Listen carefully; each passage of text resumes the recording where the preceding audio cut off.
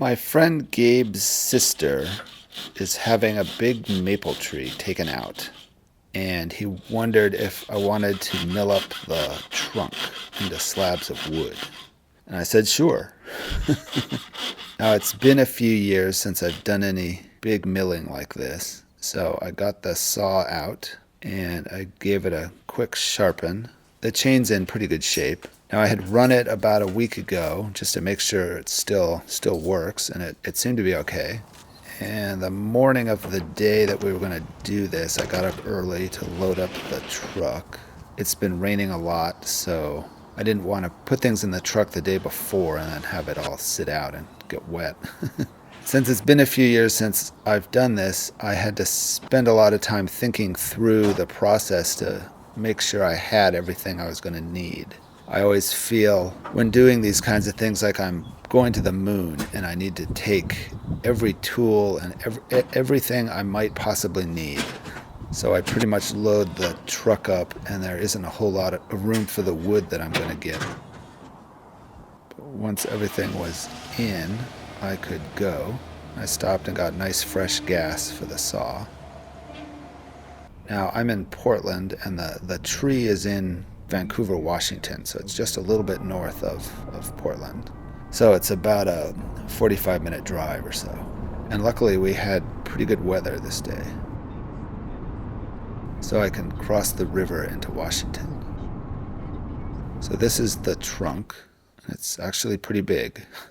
So the first thing to do is to get the top, or the side that we're going to make the top, as flat as we can get it. So I cut off one of the stumps of one of the branches to kind of get a flatter side to the trunk.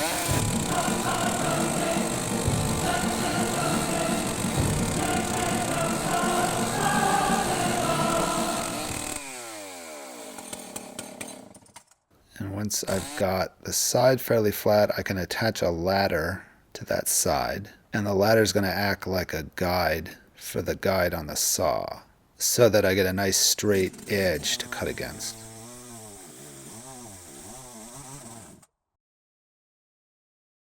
And we got the first slab off, and the wood looked really nice. It's always like this when milling up a tree. It's always the first slab comes off. Everyone looks at it and is just amazed at how beautiful the wood is. It's sort of like opening up a Christmas present. I found this saw will pretty much go through a tank of gas per slab. So I have to fill the saw between each cut. And I also top off the oil for the bar. With the guide in the way for the saw, it's a little bit tricky getting the oil in. I sort of have to drop it into the hole from about 6 to 7 inches up.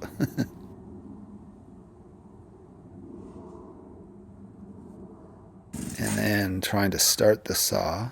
So the first few slabs, the first 2 slabs, I guess, the saw started pretty easily, like it should.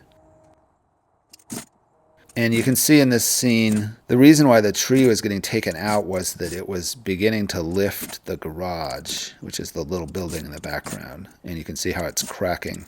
So the tree was actually healthy, but it needed to be taken out because of the garage. So we finally got the saw started, and that cut went pretty well.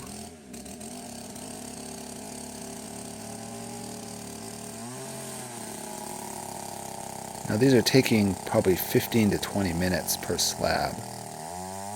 And we got it almost down to the end and the saw cut out.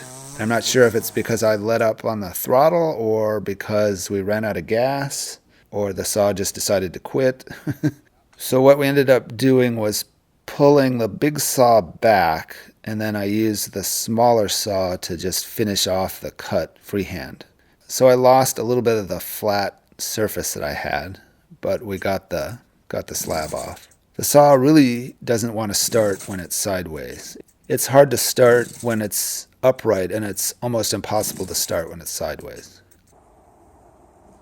So we cut the rest of that with the other saw, and then I pulled the big saw out.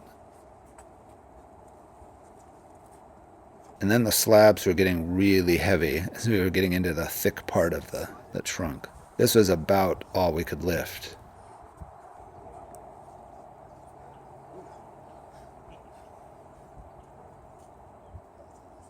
and it's always fun cleaning off the new cut. It's always a little bit of a surprise what it's going to look like.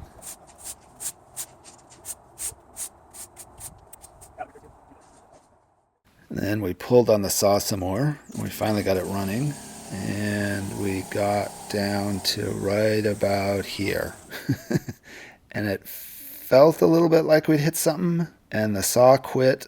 We couldn't get it started again, so we pulled it out and actually made the cut from the other side after sharpening the blade, because it seemed like it had gotten a lot duller. And once we'd pulled that slab off, it was clear we'd hit 2 nails that were deep inside the tree. That's what dulled the blade at that point. And then I resharpened again after that, and we pulled on the saw a bunch more. And now it was getting harder and harder to start the saw at this point. And we dug out the nails and managed to get them pulled out. And I resharpened again, because I think we touched the nails when we were coming back in from the other side. I was really trying not to do that, but we did. And then it was slow going. I think the blade is now dull and really needs a proper sharpening. We got to about the middle of the log and it quit. And my guess is we'd run out of gas because the saw was just going so slow and working so hard to get through the wood that it didn't even make it all the way through the slab. So we cut off the slab at that point with the other saw, which you can see to the right. I cut our top slab in half, and Gabe was going to take the piece to the right to make a bench, and then I was going to take the shorter, thicker piece to maybe turn on the lathe, maybe make a big platter or something. And yes, my chain needs tightening, just a little bit. And at that point, we basically called it quits for the day.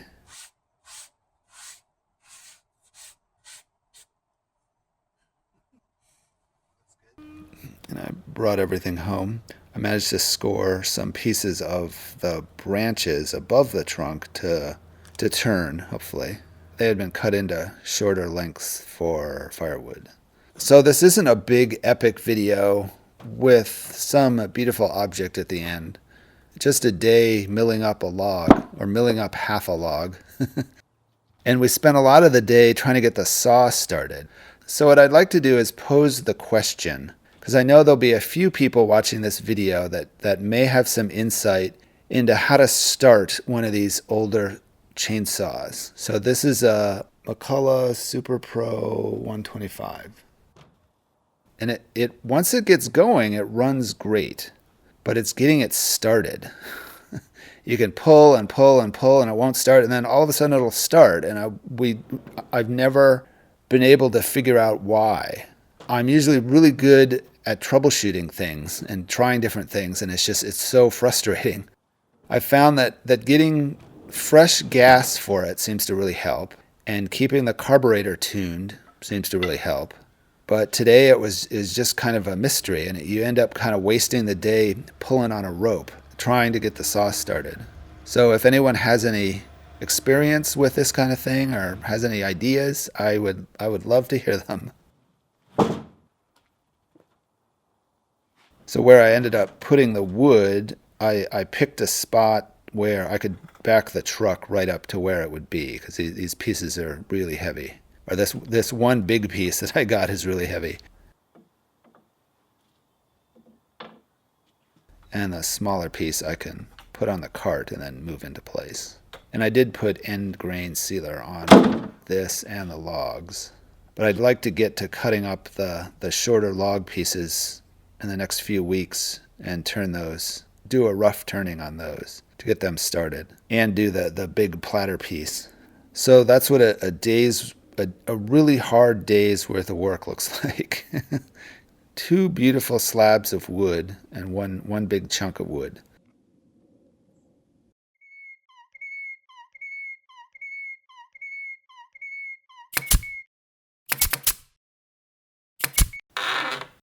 Thanks for watching.